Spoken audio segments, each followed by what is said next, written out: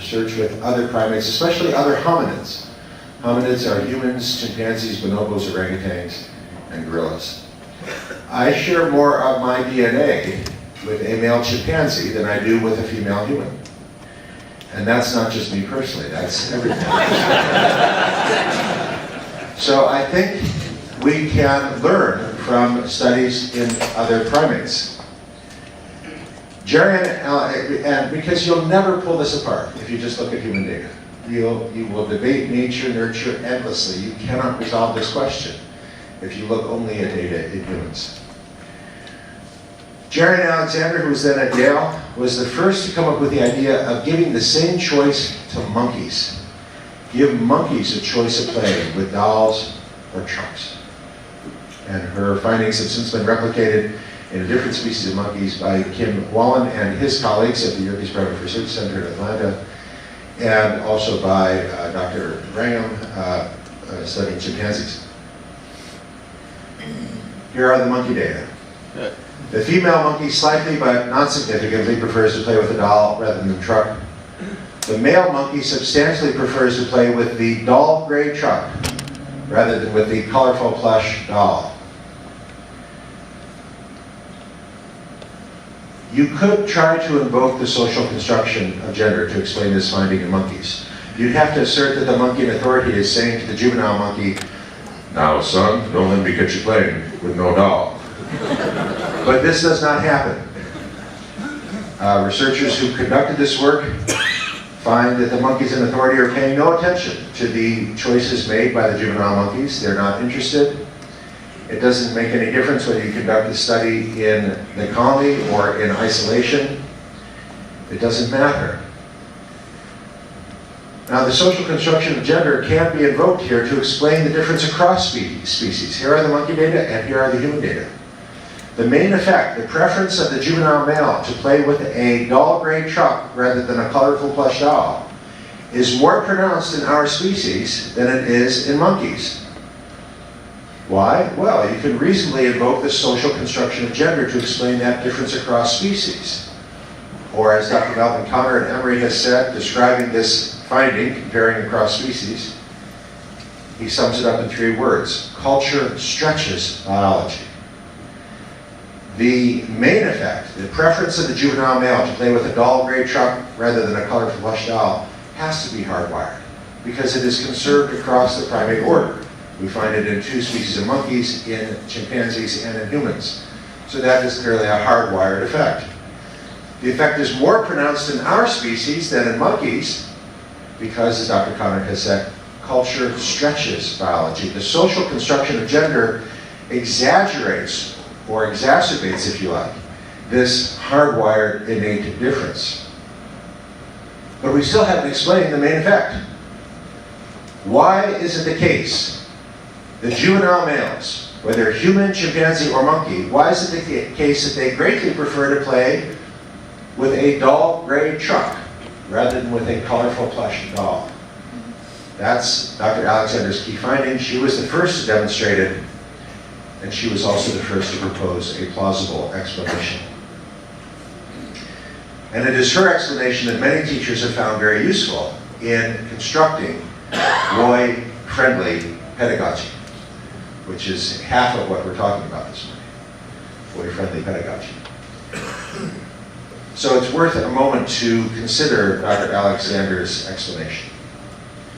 To understand Dr. Alexander's explanation, you need, first of all, to refresh your memory about what you learned about the human visual system, which is generally true of the primate visual system, when you were in high school. You learned about the rods and the cones, the photoreceptors at the back of the eye that convert light into a signal the brain can understand. Recall that the rods are just black and white sensitive, and they're all through the field of vision. Recall that the cones in higher primates come in 3 varieties: red, green, and blue. And the cones are concentrated at the center of the field of vision. You may recall that the next layer in the retina are the ganglion cells. The ganglion cells take that information from the rods and the cones and begin to process it. And the ganglion cells also come in 2 varieties: little cells and big cells. The little cells are wired only to the cones, red, green, and blue. The big cells are wired mostly to the rods, and a little bit to the blue cones. It's now more than 20 years since Dr. Leslie Ungerleider and her colleagues demonstrated that all higher primates have two visual systems in their brain. One visual system arises from the little ganglion cells, and it's answering the question, what is it? What is its color? What is its texture?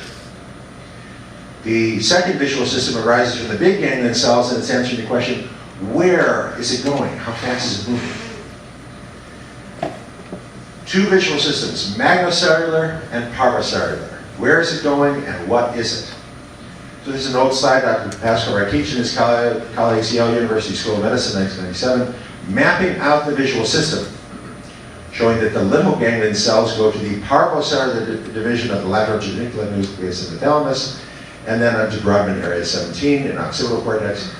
The big ganglion cells send their information to the magnocellular division of the lateral geniculate nucleus, and then on to HOC5, area 5 of human occipital cortex.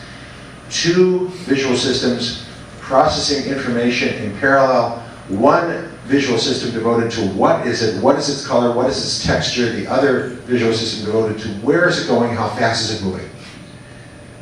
Dr. Alexander was the first to argue that the M system greatly predominates in males, whereas in females, the P system slightly predominates.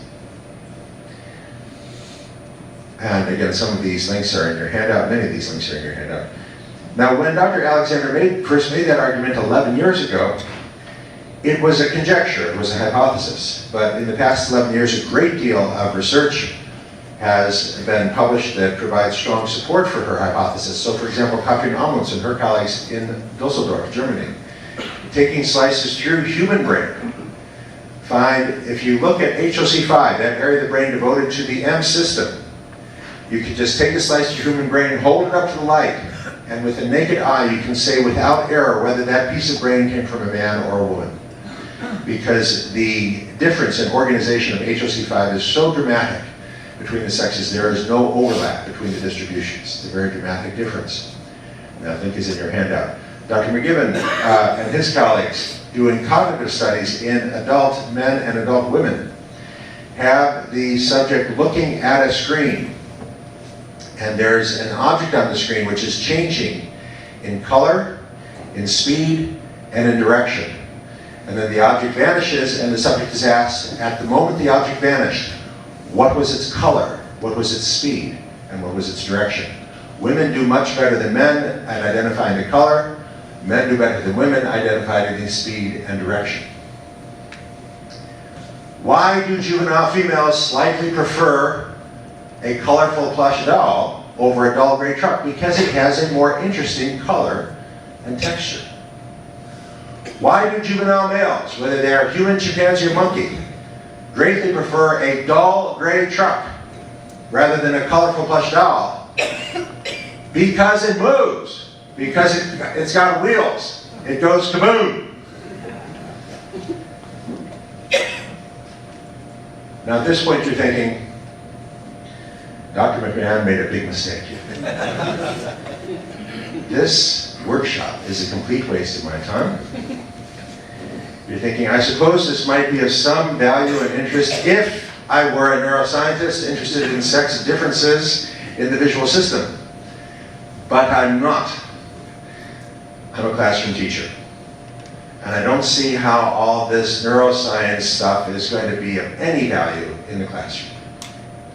Maybe I can just sneak out the back. Well, don't leave just left yet, because I'm going to try and persuade you that this is indeed immensely relevant to your work in the classroom. I know that you're all high school teachers, but I want you to imagine for a moment that you teach kindergarten, or first grade, or second grade. And I want you to imagine that you teach a co-ed classroom. Imagine that you've given all your students a blank sheet of white paper and a box of crayons. And you ask them to draw whatever they want. Draw whatever you want. What do girls draw and what do boys draw? Girls draw people, pets, flowers, and trees. I cite 5 studies, one from the United States, one from England, one from South Africa, one from Japan, and one from Thailand. And the findings are exactly the same anywhere you look. Girls draw people, pets, flowers, and trees. The people have eyes, mouth, hair, and clothes. They're arranged on a horizontal ground. The girls use 10 or more crayons with the predominance of red, orange, yellow, green, beige, and brown. What do boys draw? On this parameter, boys are complex. Boys form a bimodal distribution of variance which is highly kurtotic and skewed. Which is a fancy way of saying the boys form two clumps, one big clump and one little clump. About 1 in 12 boys draw exactly what the girls draw. About 8% of boys draw people, pets, flowers, and trees, arranged on a horizontal ground. The people have eyes, mouth, hair, and clothes. Turns out that those boys have a lot in common with other boys who draw people, pets, flowers, and trees. They are gender atypical boys. They are chapter 9. I described them at length in chapter 9 of my first book, Why Gender Matters. Boys who draw people, pets, flowers, and trees are at least 3 times more likely to have allergies, asthma, or eczema sufficiently severe to warrant ongoing consultation with a physician. They may be athletic, but they're playing tennis, track, or golf. They're not playing football or hockey because they don't like to hit and they don't like to be hit. They are therefore, we can argue about the causality, but they are also much more likely to be victims of bullying. Because a favorite game among 7th grade boys is one boy will come with the other one and say, hey, how about I hit you as hard as I can, and then you hit me as hard as you can. And this boy will say, but I don't want to hit you, and I don't want you to hit me. And he runs off and he marks himself as a victim of bullying. They are not more likely to be homosexual. Sexual orientation is independent of and irrelevant to this parameter. These boys are often teased. Other boys will call them gay, but they're not. They're not any more likely to be homosexual than other boys. And a boy who loves football and ice hockey is just as likely to be homosexual as other boys. For most of the rest of this morning, when I say boys, I'm not going to be talking about these boys. We'll come back to these boys later when we talk about bullying prevention and house competition. But for most of this workshop, when I say boys, I am not talking about the 1 in 12 boys who draw people, pets, flowers, and trees. 11 out of 12 boys are trying to draw something quite different, qualitatively different. 11, more than every study, more than 90% of boys are trying to draw a scene of action at a moment of dynamic change, like a monster eating an alien or a rocket smashing into a planet. Actually, in my talk last night, Kevin Dabbert had a school at, or principal, I should say, at the Avalon School, came down to hear me speak, which was great, because this is his son. This is James, drew this. So in James' drawing, people, if present, are lacking eyes, mouth, hair, and clothes. They are stick figures. It's not a well-organized 2-dimensional figure on a horizontal ground. It's kind of a 2.5-dimensional figure. You notice he's written the word tank here, so you know this is a tank. He then turned the page upside down, and he's written died next to this person, so you know that this soldier is dead. It is not a fixed frame of reference. It's kind of a Picasso-esque superimposition of multiple frames of reference, and this is typical of boys' drawing. The tank is shooting up at the plane, which is going down in flames on top of another tank. The boys use 6 or fewer colors with the predominance of black, gray, silver, and blue. Race, ethnicity, household income, nationality, language spoken at home have no impact on this outcome. It doesn't matter if a girl is a Japanese girl living in Japan, as this girl is, or an American girl in the United States, as this girl is. Girls everywhere draw people, pets, flowers, and trees arranged on a horizontal ground. It is just as true of tomboys who spend all their time playing sport as it is true of girly girls who like Barbies and fashion magazines. Now I asked you to imagine that you teach a co-ed classroom of kindergarten, first grade, or second graders. And you've given all the kids a blank sheet of white paper and a box of crayons. And now you're walking around the room, and you want to encourage every child, of course. And you come to Emily. Emily drew the picture at upper right. And you say, good work, Emily. What's your picture? Tell me about your picture. And Emily says, well, this is me, and this is my little kitty, and this is my little sister, and my sister's friend. Well done, you say to Emily. I love all the facial expressions and the different features, and lovely. Carry on. Now you come to Jason. Jason did the picture below right. You say, good work, Jason. Tell me about your picture. Jason explains he's trying to draw a car crash at the moment of impact. This car is being crushed between these two. Now, you want to encourage every child, of course. But Jason's making it rather difficult. You say, Jason, honey, a car crash, you know, that's so violent. People are going to get hurt or killed or injured or something. And Jason, sweetie, I don't see any people in your cars. Your cars are all empty. Now, look at Emily's picture. You know, it's so nice. No one's getting killed or paralyzed or anything. Why do you have to draw something so violent? Why can't you draw something more like Emily's picture? Now you come to Damien. Damien did the picture lower left. And you say, good work, Damien, but you know, Damien, you have a whole box of crayons. Why did you draw the vehicle same color as the sky? Why didn't you use more colors? And Damien, I don't really see any people in your vehicle. Why don't you put some people in there? There's one thing girls and boys are equally good at 5 years of age, and that's figuring out what the teacher likes. And it doesn't take the boys very long to figure out they're doing it wrong. So I was visiting a co-ed elementary school in the United States a few years back. Second grade classroom, teacher said, free time, you can do whatever you want. And some of the girls were sitting in the middle and coloring, and one of the boys was running around the room making a buzzing noise. And I got in his way and I stopped him. I said, how come you don't want to sit and draw? And he said, without hesitation, he said, drawing's for girls. Drawing is for girls. Where did he get that idea? I'm sure the teacher never said drawing is for girls, but she might as well have. Because by praising and comprehending pictures that are all about color, detail, texture, but not really getting the point of a picture that's all about action, she is unintentionally sending the message that drawing is for girls. The lack of awareness of gender differences has the unintended consequence of reinforcing gender stereotypes. And in your handout, that sentence is in large print and bold. The lack of understanding of gender differences has the unintended consequence of reinforcing gender stereotypes. This teacher may have a master's in education from Harvard Graduate School of Education or Columbia Barnard Teachers College, but she knows nothing about how to engage boys in art.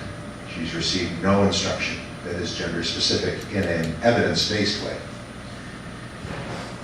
How would you do it differently, knowing what you now know?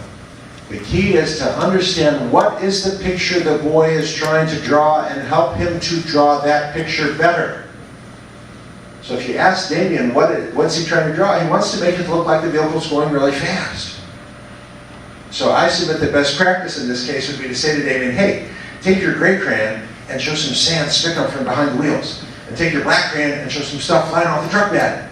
Make it look like it's going faster. And Damien will be encouraged. The key is to assess the boy's work from the boy's perspective. What's the picture that he wants to draw? And help him to draw it better. Don't assess the boy's picture from the girl's perspective, just as you should not assess the girl's picture from a boy's perspective. How might Damien assess Emily's picture? Well, Damien would very likely say, nothing's happening in your picture. It's kind of boring. I know. Why don't you have one of them hit the other one? That'd be a picture. Well, of course, I'm joking. I'm not suggesting that anyone actually say that to Emily. I'm trying to illustrate how silly it is to assess the girl's picture from the boy's perspective. It is just as silly to assess the boy's picture from the girl's perspective, and yet that is what most teachers do, including teachers who are men. We'll come back to this point. It turns out that simply having a man as a teacher doesn't fix this problem. That man earned a master's in education from Harvard. And at Harvard, he is taught that at 6 years of age, a human figure should have eyes, mouth, hair, and clothes, and if it doesn't, it is defective and should be corrected. It's not based in data, it's based in ideology and a particular understanding of gender. There's more than one way to make a good picture. But you won't learn that at Harvard or Columbia or University of Texas Austin or University of Wisconsin-Madison. On the contrary, you will be very explicitly instructed that there is one way for kids to draw, and it's a girl's way. Dr. Alexander read my treatment of her work and approved it, and she believes that most boys are trying to draw pictures which engage the magnocellular visual system, pictures that are about action. Most girls are trying to draw pictures that engage the parvocellular visual system, that have color and detail and texture. This is true even of the tomboy. I've got a lot of tomboy pictures showing girl athletes. So that yields a hypothesis. If more teachers understood these differences, you could break down the stereotypes. You could have 7-year-old boys who love to draw as much or more than the girls. And that's not a hypothesis, it's a fact.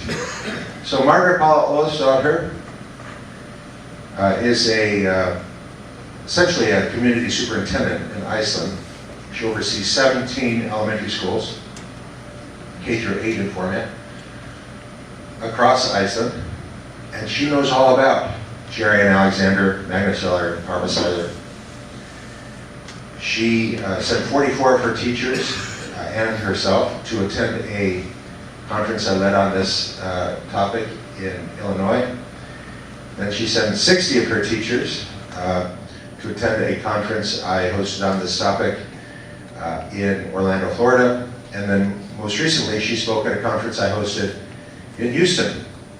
And she told us that at each of her 17 schools, since the teachers have had this training, when the teacher says, free time, you can do whatever you want. The boys' favorite activity now is to sit and draw at each of the 17 schools. Boys love to draw. Girls love to draw. I don't think there's any innate difference between girls and boys in how much they like to draw, but there's a big difference in what they want to draw. And if you don't understand that, you end up what we have in the United States, which is now a country where many of the boys think drawing is for girls. And I speak to co-ed high schools. I was at a co-ed high school recently that offers AP Art History. They have 9 students taking AP Art History, all girls, no boys. Which is ironic, because a great majority of the artists they're studying are men. But in a culture which with as little understanding of this topic as our culture now has, boys don't sign up because art is for girls. The lack of awareness of gender differences has the unintended consequence of reinforcing gender stereotypes. The key is to understand what is the picture the boy wants to draw and help him to draw that picture better. So at this point you're thinking, all right, I suppose this workshop might be of some marginal value if I taught visual arts to kindergartners. But I don't. I teach English, language arts, creative writing to high school students. How is this relevant to what I do? This is actually not the University of Virginia, Charlottesville I'm talking about.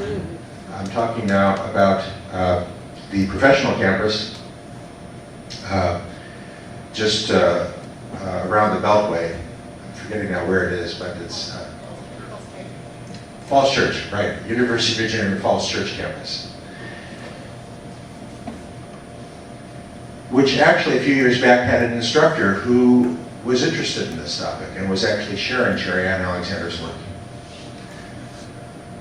But before the instructor shared Jerry Ann Alexander's work, the instructor asked the graduate students to go to the cafeteria of the library and just write 300 words about whatever you see there. These are mostly teachers in service, teachers working, who are taking an evening course towards a master's in education.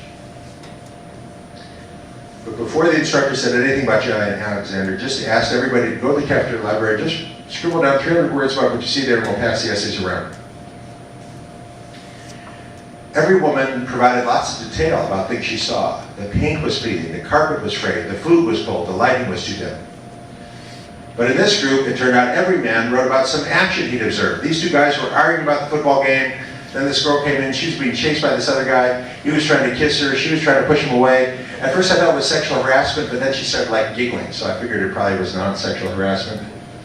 We don't know anything about this boy or this girl. Are they tall, short, fat, thin, attractive, unattractive? What kind of clothes are they wearing? We don't know. As higher primates, as hominids, vision is our primary mode of understanding. Do you see what I'm getting at? If I were a rat, I might say, can you smell what I'm getting at? But as hominids, we say, do you see what I'm getting at?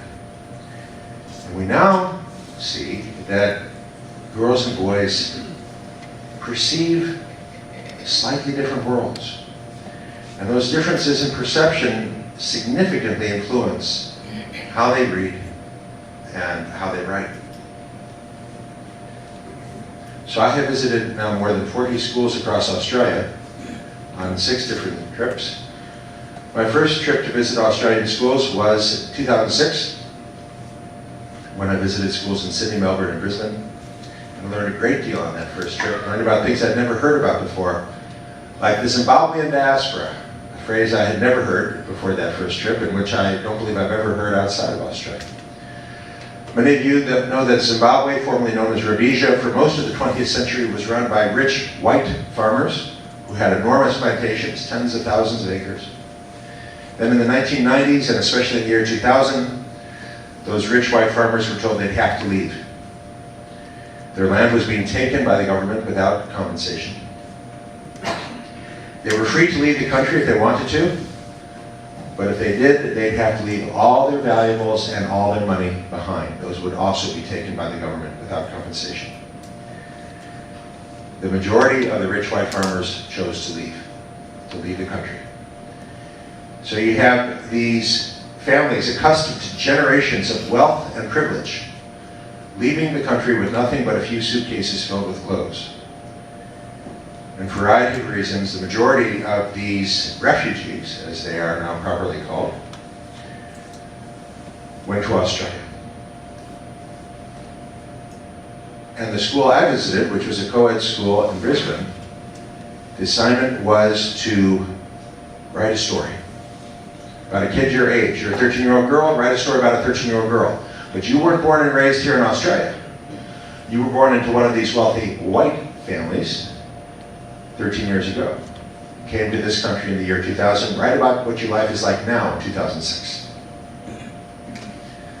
So one girl wrote a story about a girl whom she called Melissa, her own name, who had arrived in Australia in 2000, but the parents in her story had not been able to gain Australian citizenship. And so they really are without a country. They don't have a valid passport. And the parents, therefore, have not been able to find steady work because they're not Australian citizens and not eligible for long-term employment. They're living on charity from the local community of churches. They're not starving, but it's not a luxury by any means. Now this school, like most public schools in Australia, all the kids wear uniforms every day, except when they don't. 3 days a year they have a social, a party. And you don't wear your uniform on those days, you wear party clothes. In Melissa's story, her protagonist is sitting on her bed thinking about the last party when she wore the best dress she owned that had been given to her by the church. And as soon as she came into the room where the other students were, 3 girls started pointing at her and whispering and giggling because they recognized the dress. It used to belong to one of them, to Gretchen. And then Gretchen had spilled that sauce down the front and they couldn't get the stain out, so they donated it to the church and it had come to Melissa. The girls were pointing and whispering, saying, "Look, it's Gretchen's dress. You can still see where the stain was." The next party is tomorrow. And Melissa, the protagonist, is sitting on her bed where she has laid out the few outfits which she could possibly wear, all of them defective in some way, which she describes in the story. And as she touches each outfit, a tear rolls down her cheek and onto the clothes. The teacher was deeply moved by the story. The teacher read the entire story to the class, start to finish, which is how I happened to read it, to hear it. And the teacher then said, "Class, that's great writing. I want you all to aspire to that quality of writing." She said, "Class, do you understand what makes that such a great story?" Two things. First of all, did you notice the detail of color and texture in Melissa's story? How the periwinkle blouse has faded to a dull sky blue. How the corduroy jumper has been worn to a shine. You can see it in your head. You can almost touch it. Second, and more importantly, guys, did you see how Melissa gets you into the mind of her protagonist? When her protagonist starts to cry, you know exactly why she is crying. You want to cry along with her. That's great writing. Well, I spoke with Justin. Justin had written a story for this assignment. In Justin's story, the father goes back to Africa, manages to get across the border back into Zimbabwe, manages to get back to the site of the old plantation where he digs up the gold and the diamonds that he had buried there many years earlier when they saw the troubles coming. Steals a motorcycle, and from this point on, the story is very derivative of the Steve McQueen sequence in The Great Escape. So he's racing down the highway being pursued by the 3 police officers. Goes off the highway, onto the grasslands, heading for the border, jumps over the barbed wire, falls off the motorcycle, surrounded by the 3 police officers, but grabs the rifle from one, knocks down the second one, knocks down the third one, leaps back on the motorcycle, and escapes to freedom with the diamonds and the gold. The teacher was not impressed. The teacher said, "Justin, I have several major problems with your story. First of all, you didn't do the assignment.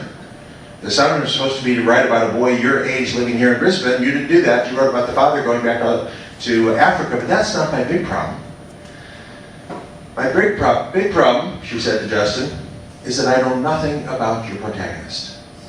Is he tall, short, fat, thin, attractive, unattractive? What kind of clothes is he wearing? Is he wearing any clothes? I don't know. You never mentioned it. More importantly, Justin, I know nothing about what's going on in the mind of your protagonist. As he's racing down the highway being pursued by the 3 police officers, is he terrified that he's going to be captured and thrown in jail for who knows how long? Is he longing for his family back home in Brisbane? Is he taking in the fresh air, enjoying the landscape? I don't know. He might as well be a robot. Justin, I have to ask you to write your story over.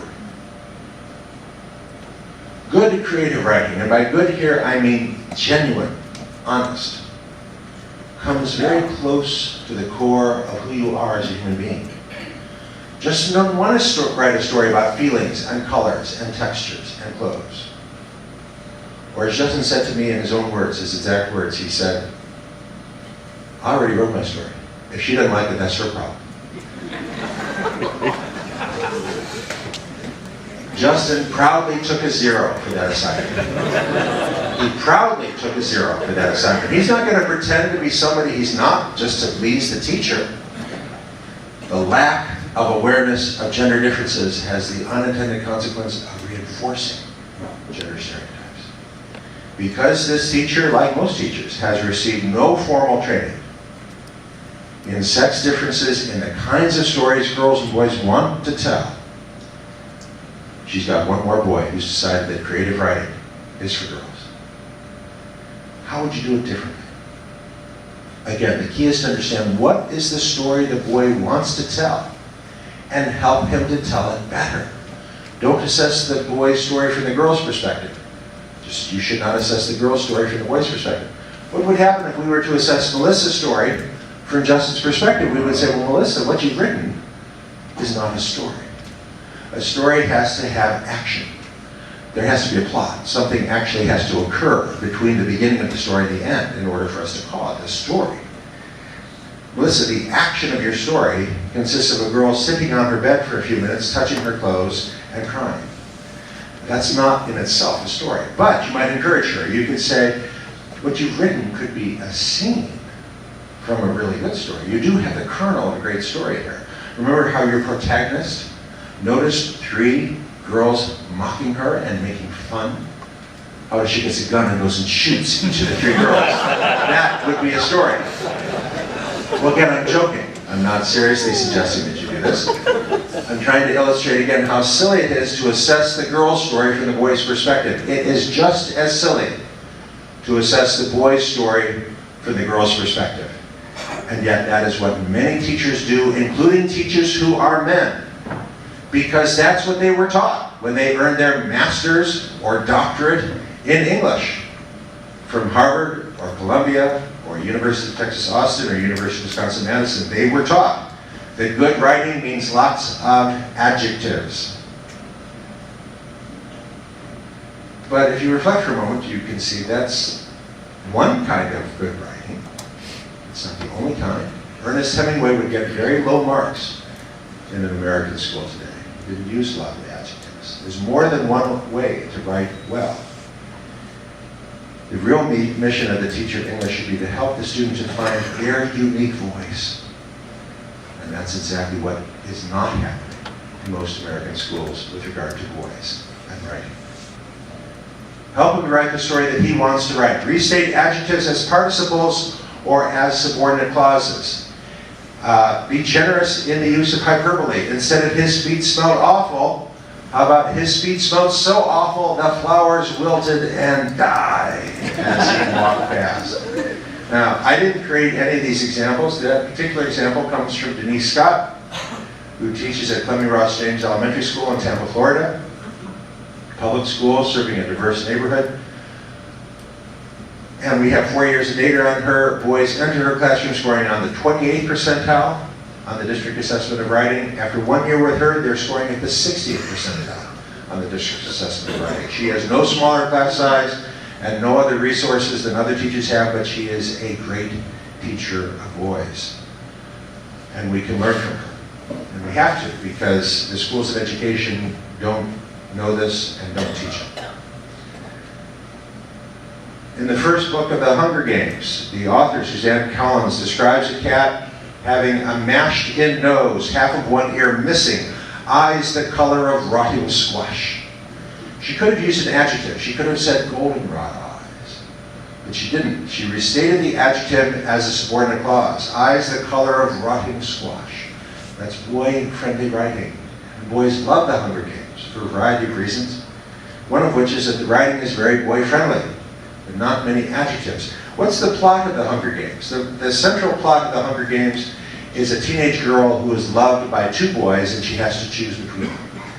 Okay, that's exactly the same as the plot of the Twilight books, which is also about a teenage girl who's loved by 2 boys and she has to choose between them. Boys hate the Twilight books, in part because the writing is very girly, very flowery, lots of adjectives. In The Hunger Games, you'll find words like avocado and pumpkin used to describe colors rather than things you eat. That's girl writing. Some boys like to write violent stories. Where do we draw the line? So, I was speaking at Dulwich College in Dulwich, which is an affluent suburb of London, England, about boys' issues. And after my talk to parents, husband and wife came down to talk with me, and they wanted to share their story. They have an older daughter, younger son. Older daughter doing very well, full marks. Younger son not doing so well. So they thought they would transfer him over to the boys' school. Maybe the boys' school would have some sense of how to motivate their son. First week at the boys' school, there was a choice of 3 writing assignments. One of the writing assignments read as follows. You are a gladiator. Tomorrow you fight in the Roman arena. How do you prepare today? That night, Mom came into her son's bedroom and said, it's past 10 o'clock, time to lights out. And he said, but I'm doing my homework. And she said, okay. She said it was the first time in his life that he wanted to stay up past his bedtime to work on a writing assignment. He has so many ideas. Okay, so you fight in the arena tomorrow. What do you do today? Well, you get a chicken, and you chop its head off, and you rip it apart. And then you take the fat and smear it on your shield so that the other guy's sword will slide off, and then you to drink the blood. And the parents were excited to share this story with me because this boy had done a complete 180.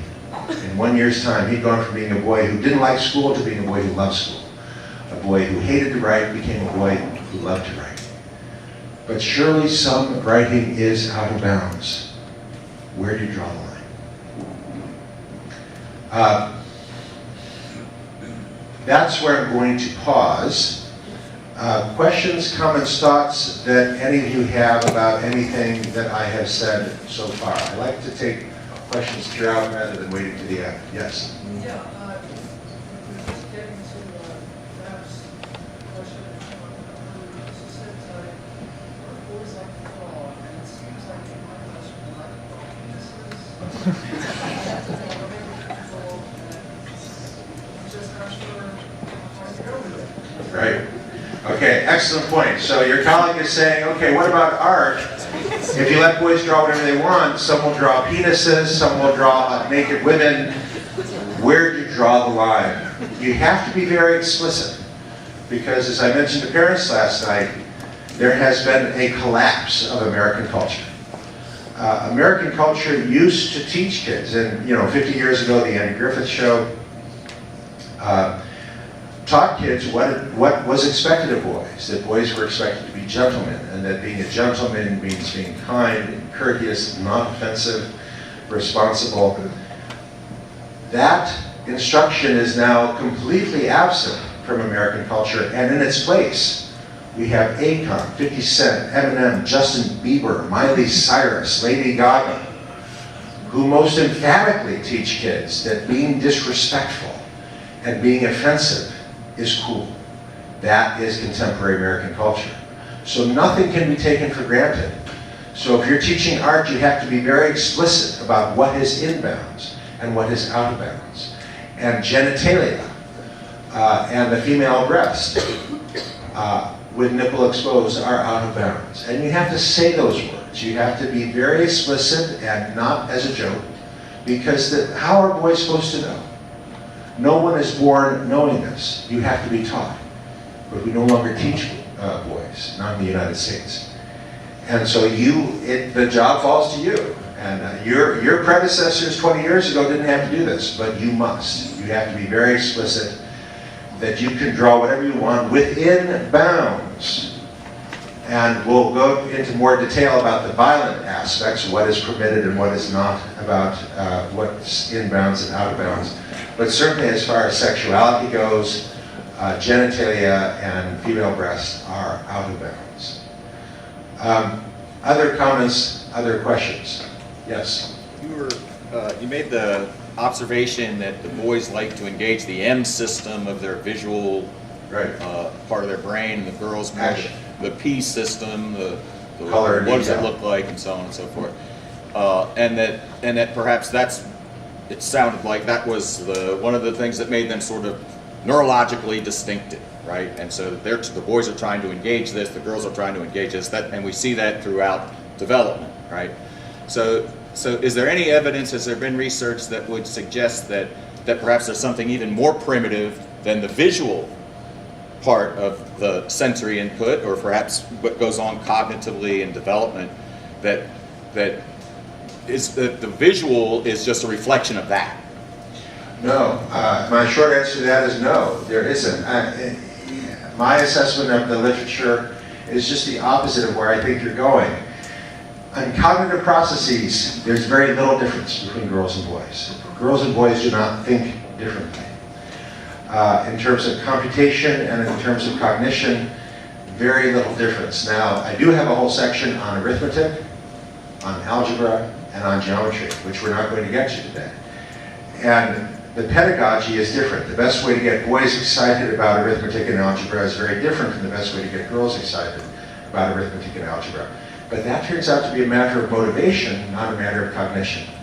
So the easy way to remember this is that the big differences between girls and boys are not in what they can do, but in what they want to do. The big differences between girls and boys are not in cognition, but in motivation. You can teach girls to do computer coding, to do physics and electrical engineering, and to be excited about it. But in order to do that, you have to teach it in a very different way than it's usually taught. You can get boys to be excited about creative writing, expository writing, and reading Jane Eyre and Emily Dickinson, and we will get to some of that after the break. But as you'll see, you have to teach it differently. So there are profound differences between girls and boys in how they see, and also in how they hear, which I hope to get to maybe over lunchtime. But there are not profound differences between girls and boys in cognition, in how they think, and how they reason. That's a complicated point, and there have been different opinions on that over the last 30 years. But what I'm saying reflects my assessment of the current literature. Yes? I wanted to go back to that question about drawing, that boys preferring to draw penis and women's breasts. People would say, well, that's out of bounds. I think sometimes adolescent boys revert to their 3 or 4 year old age when they'd say, well, why? Okay. Because society says you can do it, maybe parents say it's no problem. Do we say, well, you're at DeMatha, you're at Gonzaga, we don't do that? How would we answer that why it's spoken or unspoken? You gave the right answer. It is an honor and a privilege to be a gentleman of DeMatha, and we hold you to a higher standard. And if you're not prepared to do that, then maybe this isn't the right school for you. Because kids look to the society, and the society they see is the culture of Lady Gaga, Miley Cyrus, Eminem, and Justin Bieber, all of whom would find it very entertaining for boys to draw penises and would see nothing wrong with that. And you need to be very explicit that we have a different vision for what it means to be a gentleman. And we require that you try to live up to that. And we'll help you to the best of our ability. But if you don't share that vision, if you don't want to be a gentleman, then this school is not the right school for you. And you need to have your parents on board as well. And that's why I always welcome the opportunity to meet with parents. Because a lot of parents, are not listening to Lady Gaga and Miley Cyrus and Eminem and Justin Bieber. They don't really have an understanding of contemporary American culture. They think contemporary American culture is Simon and Garfunkel or James Taylor. And they don't realize, okay, that's about as contemporary as the medieval church. It's not particularly relevant. Kids today are not hearing those songs on the radio. It's not contemporary American culture. The culture in which your kids are immersed is as different from that culture as the culture of James Taylor was different from the culture of medieval Europe. It's a profound shift. Yes? An interesting sidelight is a quote by Mark Twain in which he said, if you find an adjective, kill it. Yeah. Well, indeed, there are different ways to be a good writer. And one of the joys of literature, read seriously, is recognizing that you can love Hemingway, and you can love Faulkner, you can love F. Scott Fitzgerald, you can love Mark Twain, you can love Herman Melville, you can love Willa Cather, you can love Emily Dickinson, and they're all profoundly different writers. And Emily Dickinson couldn't write in Mark Twain's style any more than a kangaroo could swim. They're profoundly different writing styles, but they're all great writers. And that's what strikes me most powerfully when I visit American schools of education is the utter lack of understanding at the leading American schools of education that there is more than one way to write well. They expect every child to follow the same parameters so that computers can grade their exams. And again, this is a uniquely American phenomenon. Yes? The difference that you noted in creative writing preferences between boys and girls. What about the academic writing? We're encouraging our students to be able to do more the constraints and conventions of academic writing. Are there ways that By academic writing, you mean expository writing or persuasive essay? Analytical writing. Yeah, we're going to get to that after the break. I've got a couple slides specifically on that point, so I'd like to defer that question. There is another question?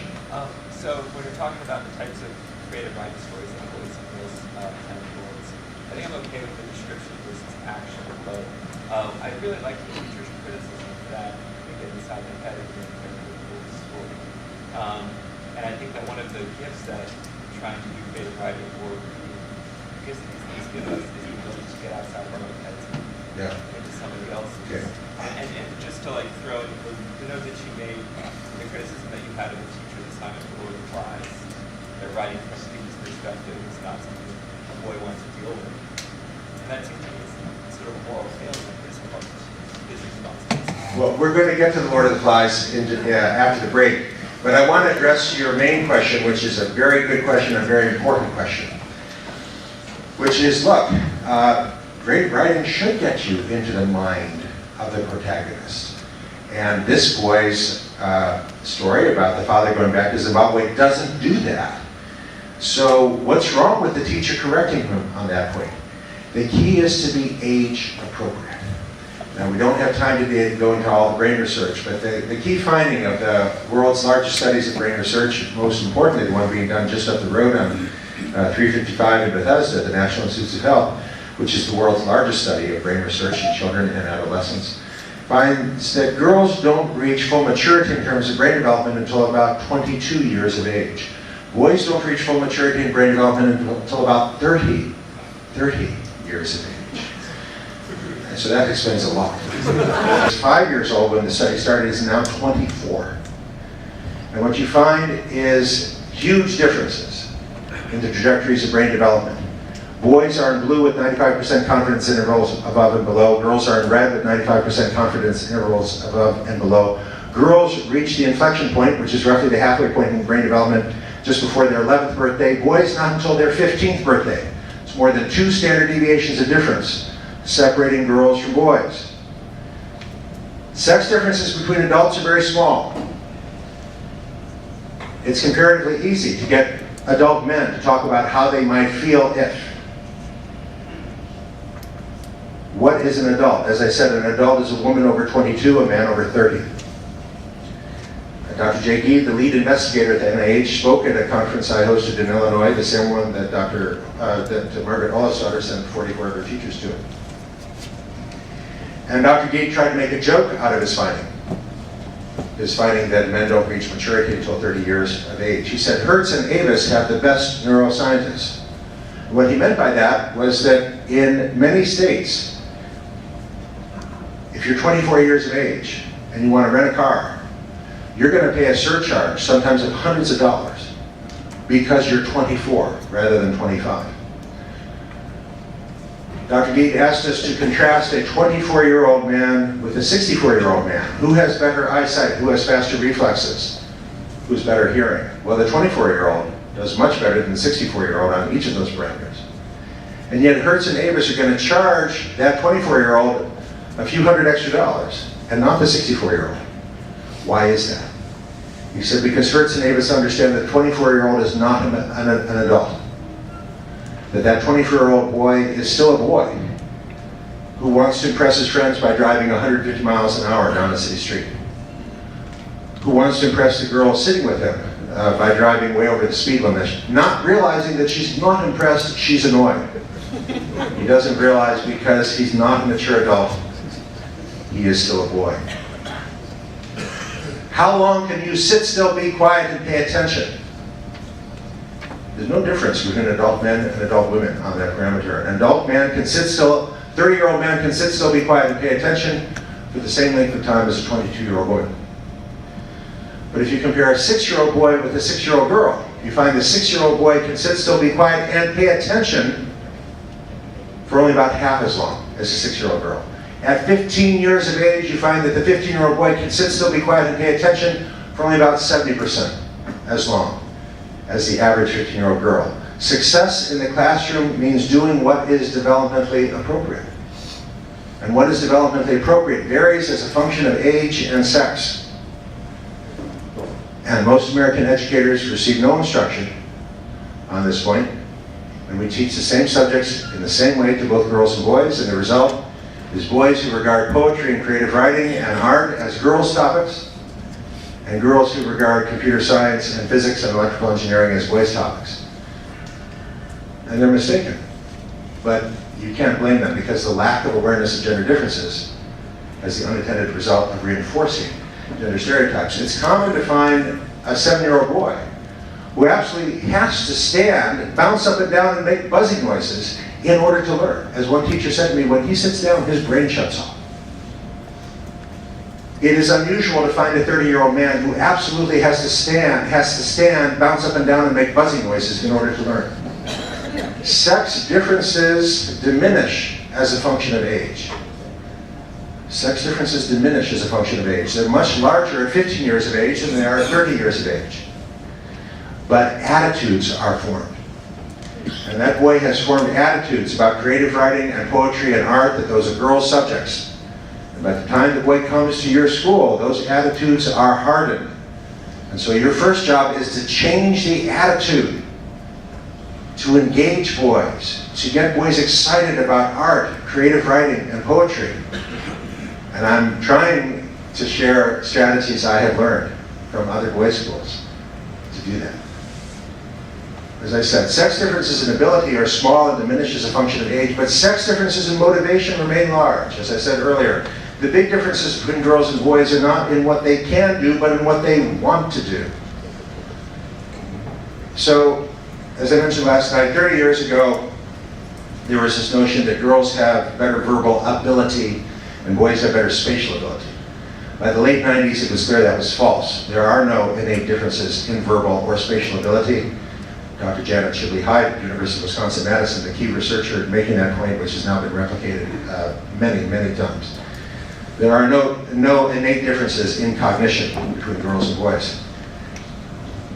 And around the year 2000, people were saying, okay, so like the whole psychology of gender is not very interesting because it's all just a social construct. There's nothing substantial there. And then Dr. Roy Baumeister came along. Dr. Roy Baumeister spoke at a conference I hosted on this topic in Memphis, Tennessee. And Dr. Roy Baumeister was the first in the year 2000 to say, okay, I get it. There are no cognitive differences between male and female, but there are big motivational differences. And he was the first to formulate this modern conception that the big differences between male and female are not cognitive, but motivational. Not in what we can do, but in what we want to do. And when he speaks publicly, Dr. Baumeister likes to talk about vacuuming under the sofa. He's actually got some numbers on this. When you look across the United States, who moves the sofa in their own home so as to vacuum underneath it? Well, it turns out women greatly outnumber men. Why is that, he wonders? Is that a matter of ability? Are men not capable of moving the sofa for years? No, they're perfectly capable of it. They just don't want to. The big differences between men and women are not in what they can do, but in what they want to do. And those differences are formed early as a function of attitude, and it is sometimes your job to change the attitude, which is not easy to do. Dr. Baumeister has summarized his argument in a wonderful and entertaining book from Oxford University Press titled, "Is There Anything Good About Men?" And I recommend it if you're interested in this topic. The single-sex format provides an opportunity to tailor the classroom and the school in ways more likely to motivate, to break down the gender stereotypes, so that the same boy who loves football and video games will love art, will love poetry, will love Jane Eyre. And that's what I'm trying to get to here. So last night, when I met with the parents, we looked at data from across the United States showing a growing gender gap, with boys falling farther and farther behind girls. Not because girls are doing better, but because boys are doing worse. And I listed my 5 factors that I believe, that I have come to believe, are driving this. One, of course, the drop in testosterone levels by 50% over the last 30 years. But the one I want to talk with you about today is changes in education. American education changed over the last 30 years in 4 ways. This one factor has 4 components. Schools becoming unfriendly to boys, which I'll explain in just a moment. Abolition of competitive formats with well-defined winners and losers. Today everybody gets a trophy. Shift away from experiential to didactic learning, fewer field trips. Instead of kids splashing in a pond to chase after a tadpole, they're watching a video about tadpoles.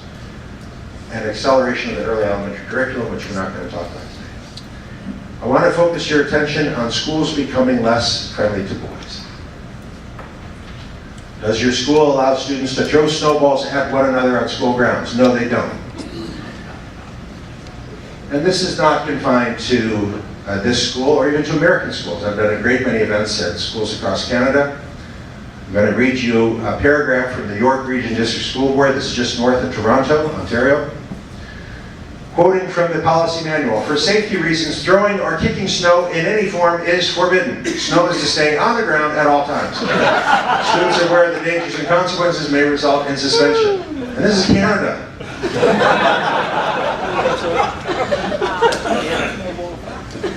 Why did this happen? Well, because of the liability considerations. I understand that. Remember, I'm a practicing physician. I understand liability concerns. I grew up near Cleveland, Ohio, attended public schools there K through 12, and during the winter months, recess and at lunchtime, we would get on our jackets and go outside and throw snowballs at each other, and the teachers would come out and join us. Students against teachers. I remember Mr. Albers was a great shot. He gets right between the eyes every time. That doesn't happen anymore. 50 years ago, if a student sustained an eye injury as a result of a thrown snowball on school property, parents didn't sue the school. Today, if a kid in the United States sustained a serious eye injury as a result of a snowball thrown at him on school property during school hours, very likely the parents would sue the school, the principal, the district, anyone else they could find to sue. And the same occurred in medicine, incidentally. 50 years ago, if a healthy young person died unexpectedly in the operating room during an elective procedure, the parents didn't sue.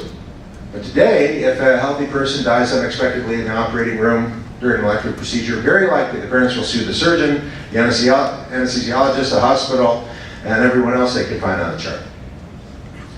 That change in the liability climate of the United States occurred over a very short period, historically speaking, between 1976 and 1984.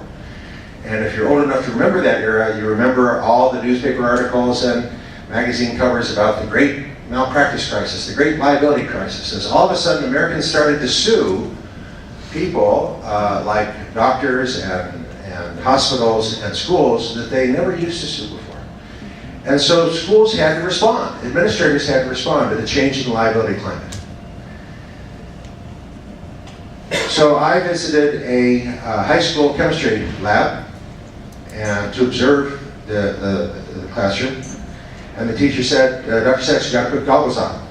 I said, well, I'm not doing anything, I'm just watching. He said, doesn't matter, anyone in the room has to have goggles on, no exceptions. I don't have a problem with that. I put goggles on. The school has to do whatever the school has to do to reduce their liability. I understand that. But there's a better way to deal with this problem, which I first learned at St. Andrews, which is a independent boys school in Aurora, again, north of Toronto. They have a very simple rule. If you want to throw snowballs, go to the football field. The football field is on campus, but it's not on the way to anything else. If a boy doesn't want snowballs thrown at him, you're not inconveniencing him. He doesn't have to go out of his way to avoid having snowballs thrown at him. What happens at most schools in the United States today when two boys are throwing snowballs at each other is a teacher administrator runs out and says, what are you guys doing? You're not allowed to do that here. Go somewhere else. You want to throw snowballs? Go somewhere else. You can't do that here. And the unintended message the boys are getting is that school's not the place for you. That your kind is not welcome here. It's the unintended message, but it is the message the boys are getting. And school becomes uncool. And it's not necessary. There's a better way to deal with this. Inbounds versus out of bounds. A well-demarcated part of the school campus with cones and yellow tape if need be, that you are allowed to throw snowballs at one another in this space and only in this space. Now, I learned this rule in Ontario, We have deployed this rule at several schools across the United States, and some of those American schools have found it necessary, or the administrator thought it necessary, to have the parents sign a consent form. Before you're allowed to go to the football field to throw snowballs, we must have on file a consent form from your parents saying that they hold the school harmless in the event that you are injured by a thrown snowball during this activity. I don't have a problem with that. If that's what you have to do, that's what you have to do. You have to do, the administrator has to do whatever the administrator has to do to protect the school from liability. I respect that. But don't criminalize being a boy, which is what has happened in American schools. Boys doing things that boys have always done, like throwing snowballs at each other, now gets you in trouble. And that's a significant factor. It's not the whole story, but it is a significant factor, and it is so easy to change. Why not have a snowball throwing tournament? Ask, as several schools have done that I've worked with, ask your PE instructor to set up some targets. Totally volunteer. Anyone can sign up if they want to. And we'll have a single elimination tournament. We're going to divide all the contestants into pairs, and in each pair, each boy makes and throws 5 snowballs. Whoever hits more advances, whoever doesn't loses. And at the end of the day, you have one grand champion, and everyone else is a loser. Because again, as I said before, we now live in an era of everyone gets a trophy. And that evolved without any awareness that that is a strategy unfriendly to boys. And I heard this most poignantly recently from a mother of a 2nd grader, independent school, United States. And the boy was very excited. The gym teacher announced that a week from Friday there was going to be a 400-yard race. Everyone was going to take part. And this boy was very excited about that. He started training. He started practicing, running around the track during free time and recess. And then the big day came. A week from Friday arrived, and all 35 2nd graders lined up, and the teacher said, "On your mark," and said, "Go." And this boy ran as hard as he could, and he came in 2nd. And he was very happy about it. 2nd up out of 35. He's very proud of his achievement until the gym teacher gave all 35 students a 1st place ribbon, including the kid who had walked the entire distance. And the boy came home in tears of anger. He said, "The teacher tricked us. Teacher tricked us. Teacher said it was going to be a real race, and it wasn't." He said, "I'm never running a race again." The contemporary American consensus that everybody should get a trophy because we don't want to hurt anyone's self-esteem is uninformed. It is not empirically based. It is driven by ideology. It actually contradicts what we know about how kids construct their concept of self-efficacy. But I have learned that what is taught in American schools of education is not based in it. It's based in politics and ideology. I'm not asserting that there's a war against boys. I'm not suggesting that people mindfully put these policies in place to disengage boys. They didn't. There was no mindfulness about it at all. It was mindless. It was not thoughtful. But you can change it. You can make your school friendly to boys without increasing your insurance premium. Other schools have done this. It's actually not difficult if you set your mind to it. The key point here is inbounds versus out of bounds. The throwing of snowballs is permitted only in this well-defined area. And that principle that I first learned many years ago at this boys' school in Ontario, I have found can be used to think about other questions, like the one I raised before the break. What about violent stories? Some boys like to write violent stories. So another high school I visited in the United States, 10th grade English, the assignment was to write a story about anything you want. And the boy chose to write about the Battle of Stalingrad, winter in 1942, and he researched it. Because he wanted the story to be factual and use real street names.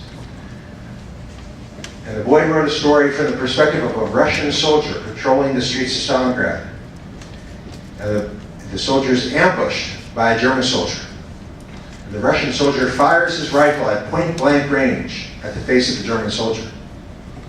And then describes what happens when you fire a rifle at point-blank range at another man's head, a military rifle.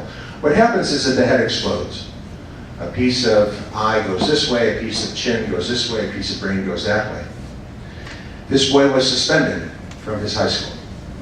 The parents were told he could not return until they obtained an assessment and a letter from a licensed professional assuring them that the boy posed no imminent danger to himself or to others. And when the parents shared this story with me, it really struck a chord with me because I wrote a very similar story. When I was a high school senior, Robert Hansen, lead teacher for English at our school, nominated me and 3 other students to sit for a national competition sponsored by the National Council of Teachers of English, which basically meant we were shown into a room.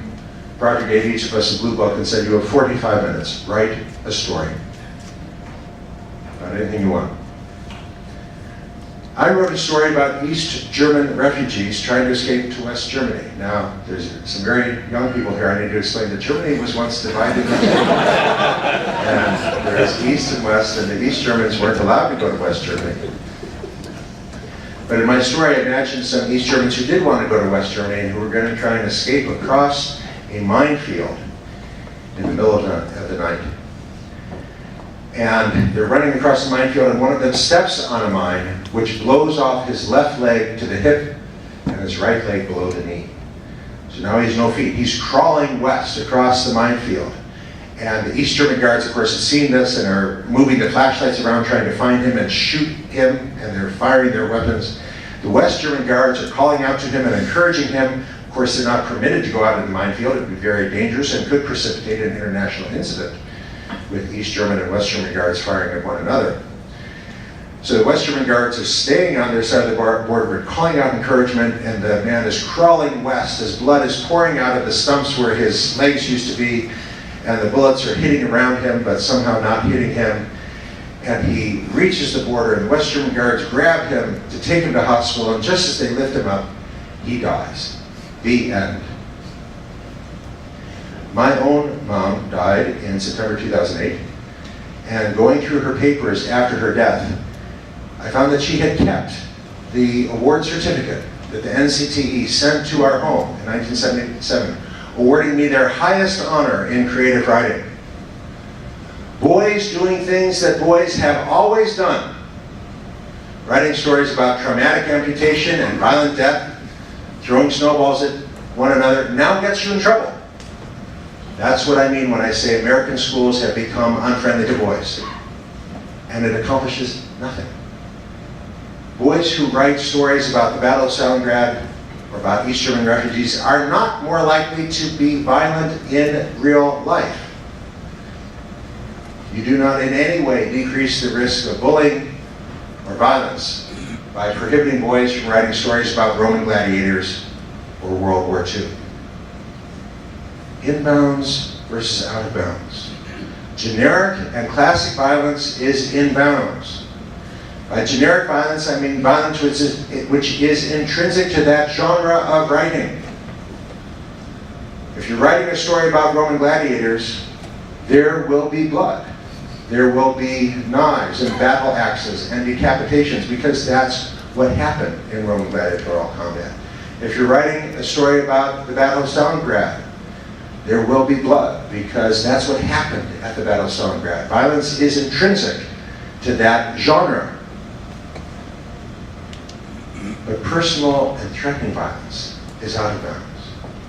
So if a boy named Jared writes a story about a boy named Jared who brings a knife to school to stab a boy named Matthew, and there is a boy named Matthew, the school's been making fun of him, that's out of bounds. That's personal. That's threatening. Boys understand in bounds versus out of bounds. And the boys themselves have no difficulty in the schools that I've worked with in accommodating this rule. It's the teachers and the administrators who push back. So I was doing this workshop for another school, And a high school English teacher said, "I'm sorry, Dr. Sachs. I couldn't accept that boy's story. If a boy in my English class wrote a story about Battle of Stalingrad, winter 1942, and described what happens when you fire a weapon at a man's head, I couldn't accept that. I don't want to condone violence," she said. She said, "What about Columbine and Virginia Tech?" And I asked her please to turn to that page in page 51 in Boys Adrift, under the bold heading, "What about Columbine and Virginia Tech?" We now know a great deal about Dylan Klebold and Eric Harris, the two killers at Columbine. We know that in the months leading up to April 20th, 1999, both Dylan Klebold and Eric Harris wrote violent stories and turned them in for school credit. Stories that clearly were out of bounds, where they described bringing weapons to their school and killing other students whom they named. In both cases, teachers appropriately referred both boys for evaluation, but no definitive intervention followed. Because the teachers are referring all the boys. They're referring the boys who write about the Battle of Stalingrad, referring the boy who draws a picture of a warrior decapitating another warrior, and the counselors can do only so much. No definitive intervention followed. If a definitive intervention had followed, if a search warrant had been executed, as it should have been, they would have found bombs and ammunition in Eric Harris's closet. He made no attempt to hide them. His parents knew they were there. If you care about preventing actual school violence, you have to make this distinction. You have to prohibit out of bounds violence. When you identify a boy who is breaking that rule, who's writing a story in which he gleefully describes killing other students whom he names, that's a matter for urgent intervention. It's rare, but when it happens, you need to realize this is serious. We must act today, within the next 24 hours. But the great majority of boys who are writing stories about Roman gladiators, World War II, medieval combat, requires no intervention. On the contrary, your job, if you are the teacher of English, is to help that boy to write a story that is more vivid, maybe more gruesome, if that's what the story calls for. Help him to write the story he wants to write. Help him to find his voice. So I love to give examples of schools that I think are doing it right. Gateway Academy Catholic School happens to be a co-ed school in Chesterfield, just west of St. Louis, which has what I call a dual academy format, meaning girls in girls' classrooms, boys in boys' classrooms. But I've carried on, I led a 2-day workshop at this school, 14 hours over 2 days, and then came back the following year, going through what I've learned about each of the content areas. I met a teacher at that school named Andrea Lynch, who's now earning her doctorate in education in Scotland, I might add. But it had always been her practice when she was a classroom teacher at the school to assign her 6th graders to begin the school year by making a diorama depicting any story you like from the book of Genesis. A diorama or a triptych, a series of pictures. This is what one of his boys turned in. Genesis chapter 4, Cain murders his brother Abel. And she told me her gut reaction was very negative. She didn't like it. There's no faces, just silhouettes. No eyes, mouth, or hair, just silhouettes. No colors, just black and white. The only color is the blood coming out of Abel's skull. She was inclined to give this a very low mark, because she's comparing it to this. This is what one of her girls turned in. Genesis chapter 1, creation. Lots of color, lots of detail, lots of texture. This girl has painstakingly fringed the green paper to give the appearance of grass. This is not drawn, it's inlaid paper. This girl has cut out white paper, brown paper, black paper to make the puppy. Likewise the snail and the elephant, not quite drawn to scale, but still. What mark do you give this? A+, of course. What mark are you going to give this? She's going to give it a very low mark. But then she noticed the rod. This boy had attached a rod to Cain's arm, so you can watch him killing Abel over and over again. And she remembered what I kept saying throughout that 2-day, 14-hour workshop. I kept saying, you've got to assess the boy's work from the boy's perspective. What's the picture he's trying to draw? What's the story that he wants to tell? And she realized the story was all about action. And she said to the boy, that was so creative on your part, to come up with the idea of a rod, so as to engage the viewer in the action of the story. She said, A+. She said, Dr. Sachs is coming back next year. Would you mind if I could keep this, please, for my personal collection? And she said, the boy's face just beamed. And in 1 year's time, he did a complete 180. Same school, same teachers, same curriculum, same peers. But he went from a mediocre student who hated to write to a straight-A student who loved to write. And she believes, Andrew Lynch will tell you that she believes that happened because she told him, I want to hear the story you want to tell. I want to hear the story you want to tell. Not the message many boys get in American schools today. And she stayed in touch with him, and I stayed in touch with her. This was years ago. He's now in high school.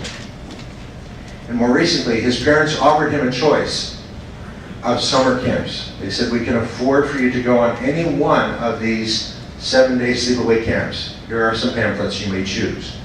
And they were pretty sure he would choose the backcountry camping and fishing camp because he loves backcountry camping and fishing. But to the parents' amazement, he chose the creative writing camp, where 7 days, you wake up in the morning, you write a story, you share it with your peers, you read their story. A professor from the local community college comes in to help you to be a better writer.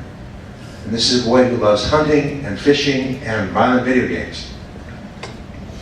If you understand gender differences, you can break down gender stereotypes. And you can engage every boy in creative writing and in reading. We'll get to reading in just a moment. I'm going to press right on through here because this is kind of all of a piece here. We have a better stopping point coming up in just a moment. So this is now Deborah Jurgelin Todd and her work while she was at Harvard Medical School, looking at development of areas in the brain of the child and adolescent associated with emotion. So in young children, 5, 6 years of age, there's a variety of ways you can do this. You can read them a sad or scary story. You can show them sad or scary pictures, but however you do it, the results are pretty much the same. The area of the brain that lights up in association with those emotions in 5 and 6-year-old girls and boys is the amygdala. The amygdala is what neuroscientists call a phylogenetically ancient nucleus, meaning that it looks pretty much the same in rats as it does in humans. It makes no connection with the talking parts of the brain. And that helps me to understand what I observe in the first grade classroom. When the teacher asks a student, how'd that story make you feel? How might you feel if you were the student in that story? The 5 or 6-year-old girl or boy gives the teacher a blank look, or they try to concoct the answer they think the teacher wants to hear. And the brain research helps me to understand why that is so. The area of the brain where the talking and the analysis happens, which is up in frontal, temporal, and parietal cerebral cortex, makes no connection with the amygdala. So it's very difficult for the 5 or 6-year-old to give a genuine and articulate answer to the question of how would you feel if you were the student in that story. But that changes. By the time a girl is 12, 13, 14 years of age, you see a very different pattern of brain activity associated with emotion. The brain activity moves out of the amygdala and up into frontal, temporal, and parietal cortex, the same areas of the brain where the language and the analysis occurs. So if you ask a 13-year-old girl, how'd that story make you feel? How might you feel if you were the girl in that story? That girl can, if she chooses, give you a very articulate answer. She can say, well, I personally have never been in that situation. But last year, my friend Melissa was in exactly that situation. Her best friend, the girl she thought was her best friend, totally betrayed her and went to set up the evil girls. So she was like all by herself, and she was like starting to cry. in the cafeteria, so I went and sat with her, and everyone said, "Oh, look, Emily's sitting with her, with Melissa," and all my friends came and sat with me, and we wouldn't sit with the evil girls, and they wouldn't sit with Doug. She can go on and on. It's easy for her to be articulate about emotion. It's easy for her to be analytical about emotion, and the brain research shows us why. It is so because the areas of the brain where the analysis and the talking happen are in the same areas of the brain where the emotional activity itself is happening. Do we see a similar pattern of maturation among the boys? We do not. The pattern of brain activity among 17-year-old boys is no different from the pattern of brain activity seen among 5-year-old boys. Remain stuck in the amygdala on this parameter. And that helps me to understand what I observe in the classroom. Do not require teenage boys to answer the question, how would you feel if? It's not something they want to do. It is not age appropriate. It is not something every boy can do. Yes, I have heard teachers tell eloquent stories of this boy and that boy, but it's not something every boy will do. And your mission is to engage every boy, not just a few who are willing. If you must ask the question in this format, change it to what would you do if? What would you do if you were the person in the story? Which is a very different question, but it's much more boy-friendly, and it's a question that every boy can engage. Where are we coming to? Okay, so I have to tell you about Georgetown Prep again, another story. So I guess I'll tell you about the 8th grade boy in my own practice. The boy I had known since he was a toddler, very intelligent boy. The assignment at school was to read Lord of the Flies, which he did. And he thoroughly comprehended it, enjoyed it. He and I talked about it, he clearly got it. But he refused to do the homework. Why don't you do the homework? It's totally stupid. What's so stupid about it? It's just totally stupid. Well, could we please see this homework? So he fishes this crumpled piece of paper out of his knapsack, and his mom and I read the assignment, which read as follows. Write about 600 words in diary format from a point in time about halfway through the book from Piggy's perspective. Describe how you feel about how the different boys are treating you. Be sure to mention specific boys and specific events from the story. And Mom said, well, what's wrong with that? That's very creative on the teacher's part. You can't easily download the answer from the internet. And he said, it's totally stupid. And we said, well, why is it stupid?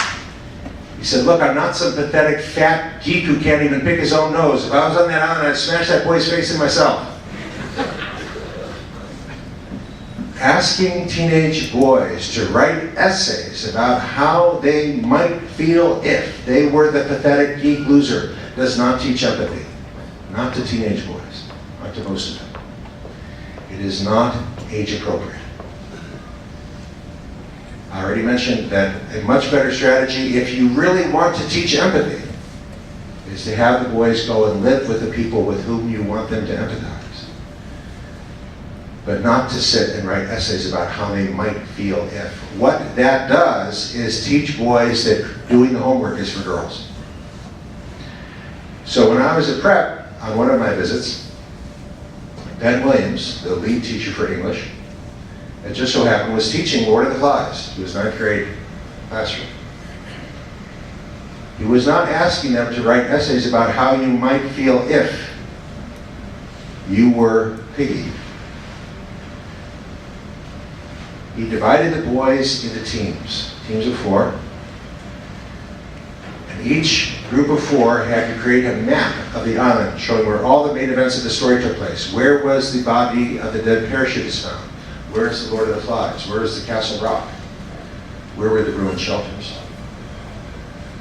It's not an easy assignment. Your map had to be labeled north, south, east, and west, but those words never occur in the book. So you have to read very carefully.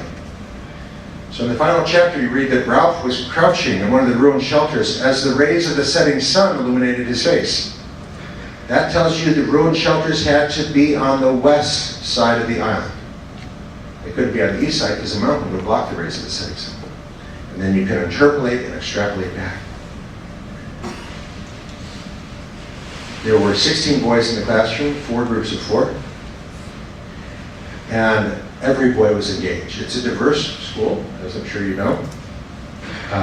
Prep has a lot of athletic scholarships, so you've got affluent kids from Potomac alongside kids from Southeast who were recruited because they're great at sports. But every boy spoke. Every boy spoke.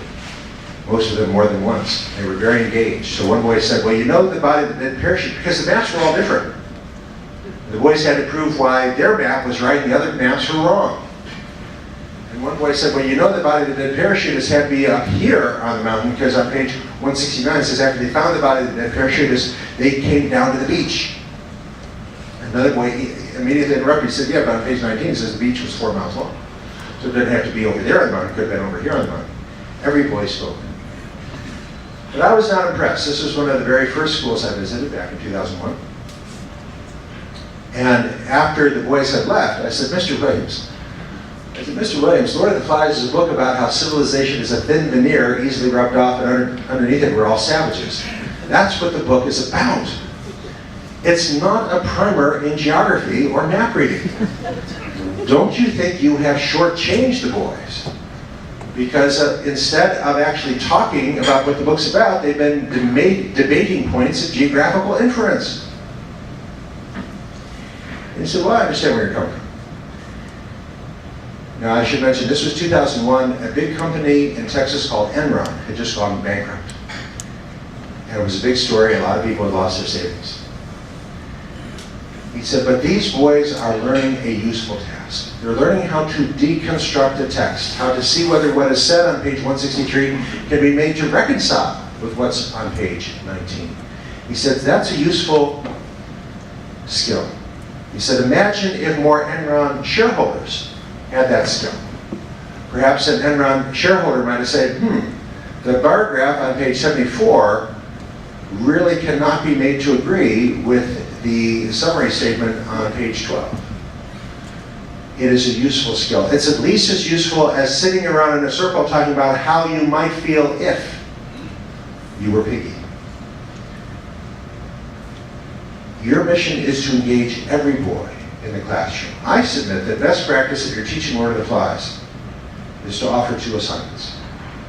You can do either one of the following assignments. You can either write 600 words in diary format about how you would feel if you were Piggy and the other boys were picking on you, or you can make a map of the island showing where all the main events of the story took place and be prepared to defend everything on your map.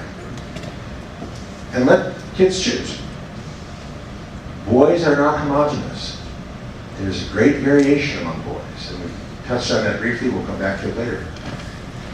Your mission is to engage and motivate every boy, not the minority of boys, not only the minority of boys who are willing to talk about how they might feel if, but to engage every boy in the text. And this is a strategy I have learned from other boys' schools, to engage every boy. Last night we looked at evidence that American boys in this country no longer read for fun. They used to, they no longer do. There's growing awareness in the academic community of the growing gender gap in reading, not because girls are becoming more literate, they're not, but because American boys are becoming less literate. American boys are less engaged in reading and writing than boys from the same demographic were 20 years ago. One of those scholars is Edward DeRoche, University of California, San Diego. And he has argued that we should let boys choose whatever text they want to read for assigned reading. And he will show you his data, that when you let boys choose what they want to read, they read with better comprehension and better retention. And I understand where he's coming from, and I sympathize with what he's trying to do, but I don't agree with him. Because boys in this era construct masculinity negatively, because they've received no guidance about what it means to be a gentleman, or very little. So boys in this era construct masculinity as being whatever girls aren't. The girls choose to read novels, so the boys choose to read worldwide wrestling and the sports pages. The boys choose trash. And that's not how you create a love of literature. So I was at a conference for teachers, not as a presenter, but as an attendee. And I attended a breakout session, which was specifically about the growing gender gap in reading. And the presenter thought she knew how to fix this problem. And her solution was boy-friendly books. And she passed out lists, broken down by age group. For the elementary school, she recommended Captain Underpants for boys and The Secret Garden for girls. At the high school level, she recommended All Quiet on the Western Front for boys and Jane Eyre for girls, Macbeth for boys, and Romeo and Juliet for girls. I absolutely disagree with this approach. I know it's wrong. I know it's wrong because I have visited so many boys' schools where the boys love Jane Eyre and Romeo and Juliet. You can teach any of the great books to boys as well as to girls, but you will teach them differently. There's no difference in curriculum, there's a big difference in pedagogy between the best boys' school and the best girls' school. So how would you teach Jane Eyre to boys? Well, now I go back to prep. Sorry to keep harping on that, but I learned a lot from Ben Williams and his colleagues. How does he teach Jane Eyre to boys? None of the boys have read the book. None of the boys have seen any of the movie versions. They have no idea what the story's about. He hands the book to a boy and says, "Richard, would you please open to chapter 19, page 181, and please read out loud." None of the boys have any idea what the book is about. He's starting in the middle of the book. It is the middle of the night in Rochester's castle. Everyone's asleep. And then you hear someone screaming from an unfamiliar corner of the castle. Everyone comes running, and they see this guy that no one's ever seen him before. His left shoulder's all covered in blood. He's mumbling something that doesn't make any sense. And you call the doctor. The doctor comes and examines the wound and cleans up the wound and examines the wound. The doctor stands up and buttons his cloak, and the doctor says, "This wound was not made by any knife. There have been human teeth here." You say, "Okay, thank you, Richard. Stephen, what do you think?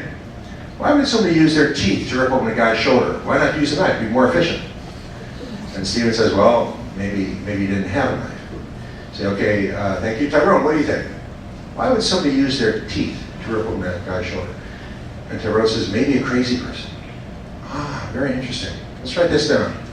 Tyrone's thought, maybe a crazy person. All right, gentlemen, why don't you go back and read this book from the beginning? I want you to stop at this page and write me at least 100 words. Have you gotten any clues about the possible identity of the assailant in chapter 19? Continue on to this next page and write me at least 100 words. Have you gotten any clues about the possible identity of the victim in chapter 19? Now, Jane Eyre is one of the great books, capital G, capital B, by which I mean not only that it engages the great themes which transcend time and place, but it's very well written. And that's where it differs from the sports page and worldwide wrestling. You will not engage boys in reading unless you offer them great literature. So much earlier in the book, Jane gets her first real job, her first paying job, working at Rochester's castle. And that evening, she's putting her things away in her dresser when she hears someone laughing right outside the door, just a few feet away. And it's not a friendly laugh, it's like a mwah kind of laugh. So she pokes her head and looks down the hallway and says, "Anybody there?" There's nobody there. Whoever was just laughing a few feet away, what? They climbed into the rafters. Where'd they go? They're gone. That's crazy. Crazy. Tyrone said maybe a crazy person. And look, this is the page where I'm supposed to stop and write, Mr. Williams, 100 words. I've gotten any clues about the possible identity of the assailant in chapter 19. Well, sure. It's possible that whoever the crazy person was who was just laughing and then somehow managed to vanish into the rafters or wherever might be the assailant in chapter 19. And the same boy who loves football and hockey will devour Jane Eyre. I've seen this firsthand.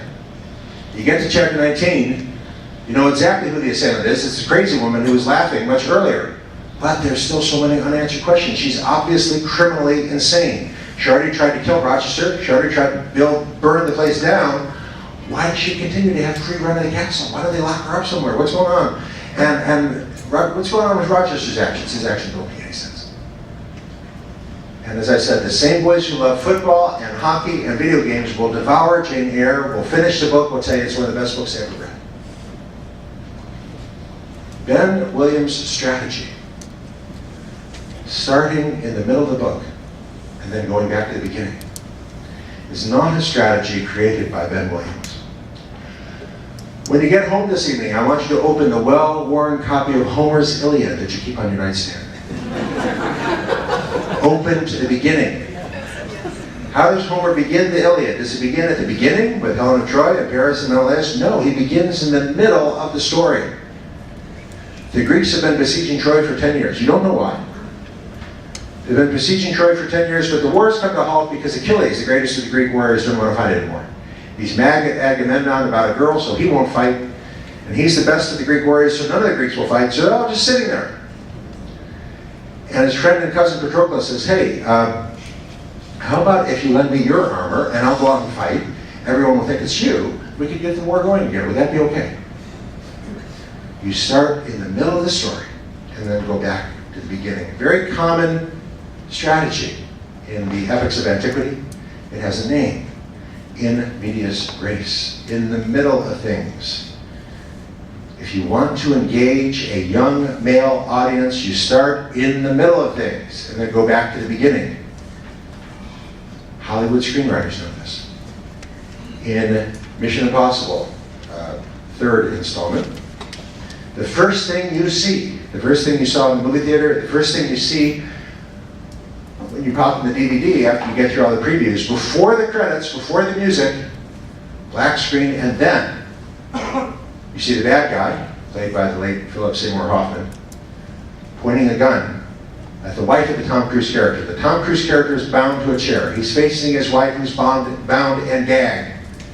And the bad guy says, you're going to tell me where the rabbit's foot is. I'm going to count to 10. And if you don't tell me, I'm going to kill your wife. I'm going to blow her head off. 1, 2, 3. It's in Paris. It's not in Paris. 5, 6, 7. No, please don't. 8, 9. Bum, bum, bum, bum, bum, bum, bum, bum, bum, bum. Music plays, screen credits roll. The very next scene you see is the engagement party. For the woman we were just told is Tom Cruise's wife. They're getting engaged. Okay, so this is earlier in time. Oh, they're so much in love and they're so happy they're going to get married. They do get married, and then Tom Cruise gets his mission. And he goes to Rome, and he dresses up like a priest, and he climbs over the Vatican wall, and they get the bad guy. But then the other people come, and they get the bad guy. So here he is at the party in Rome, and they get the bad guy, and they take him away. But then the other people come, and they get the bad guy, and take him away. And now everyone's got to go to China. So they go to Shanghai, and Tom Cruise is hanging out of the car shooting at the bad guy, and he gets the rabbit's foot. But then they get Tom Cruise, and they tie him up, and he's pointing a gun at his wife's head. Oh, okay, I get it. If you want to engage every young man, one strategy is to start in the middle of the story at an exciting point and then go back to the beginning. Homer knew this. Hollywood screenwriters know this. Gifted teachers of boys like Ben Williams know this, and we can learn it from them. You will not learn this at any school of education, with a very few exceptions that I can name. And those exceptions are Stetson University in DeLand, Florida, University of Reno. You will not learn it at any of the leading schools of education, which make it a point not to teach gender-specific strategies in instruction, because after all, that would reinforce a heteronormative, heterosexist perspective. You want to engage boys in reading literature and in writing. You're going to allow aggressive responses as long as those responses are inbounds, generic and classic, not personal and threatening. You're going to allow transgressive responses. Transgressive is a scholarly term. It means breaking the implicit rules of the assignment. So another high school I visited in the United States, 12th grade English, the assignment was write about your first date. 5 words. And in response to that assignment, this boy turned in his response. He said, you know, my mom's been buying figs for years, but recently the store had a special on dates, so she brought home a pack of dates.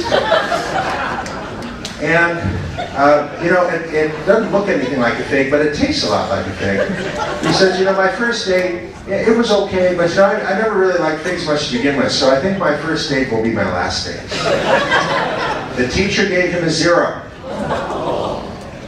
I don't think that's fair. She didn't say what kind of date, she said write about your first date. Transgressive responses should be allowed as long as it is in bounds.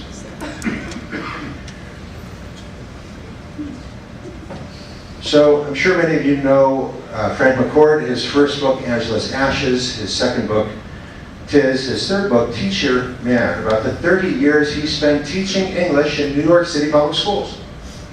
He doesn't use words like transgressive, it's not a scholarly book, it's a memoir. But he totally understands this. So he's assigning his students, girls and boys, to write stories, and the girls turn in stories, and many of the boys don't. Instead, they turn in excuses, supposedly from their parents, but obviously forged, explaining why they didn't do the story, why they didn't write the assignment. But Mr. McCord was impressed by the charm and humor of many of the excuses, which were always short and to the point.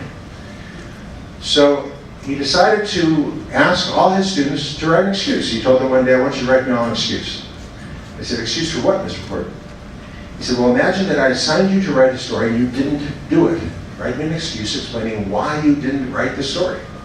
And so one of these boys wrote this great little story about how he'd written the story, printed it out, it was all ready to go, and then everyone in the family got dysentery.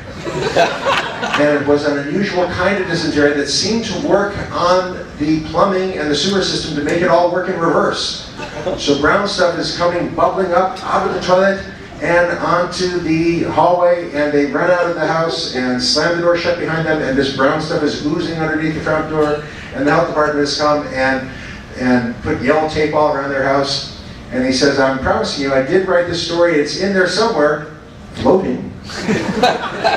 So that went off so well that Mr. McCord read Genesis chapter 3 to all the students. Pretty brave thing to do in public school.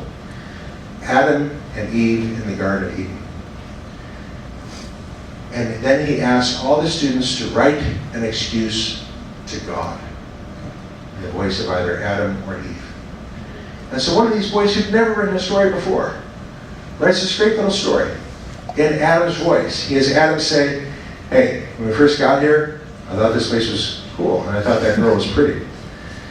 But you know what? She's not that pretty. There's nobody else here. Nobody. He said, but you didn't hear me complain.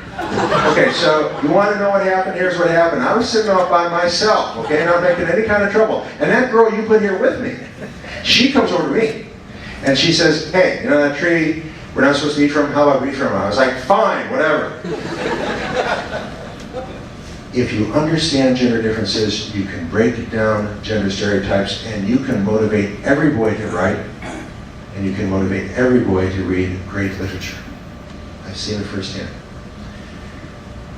Now, later in Frank McCord's book, Teacher Man, he was so excited by this strategy of using a transgressive formula, that's my word, to engage boys. He asked them to write an obituary of anyone at the school now living. And one of the boys chose to write an obituary of the school principal, who was very much alive. But in the boy's obituary, it turns out the principal was living a double life as a pimp and a drug dealer. And he had failed to pay his suppliers, and his bullet-riddled body had been pulled from the East River. In my judgment, that's out of bounds. With all due respect to Frank McCord, he did not attend this workshop. And he did not attend my talk last night. He's deaf. He didn't attend my talk last night for parents.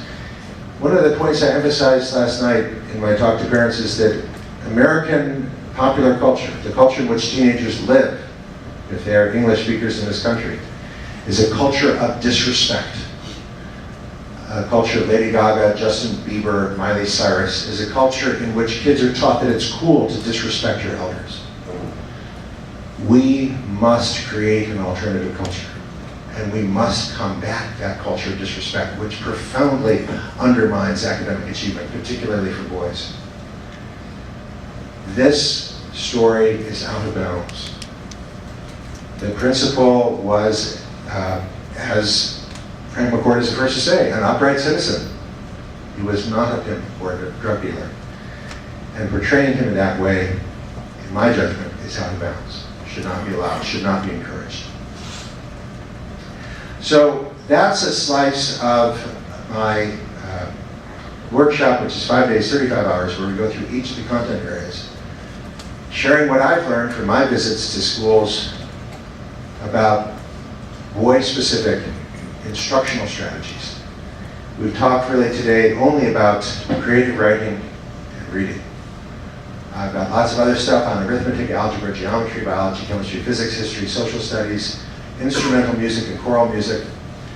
But being a great teacher of boys is more than content area specific strategies. It's also about how you construct the relationship. So that's what we're going to address in our remaining time. But before we do, now is a good point for any questions that you have about anything I have said so far.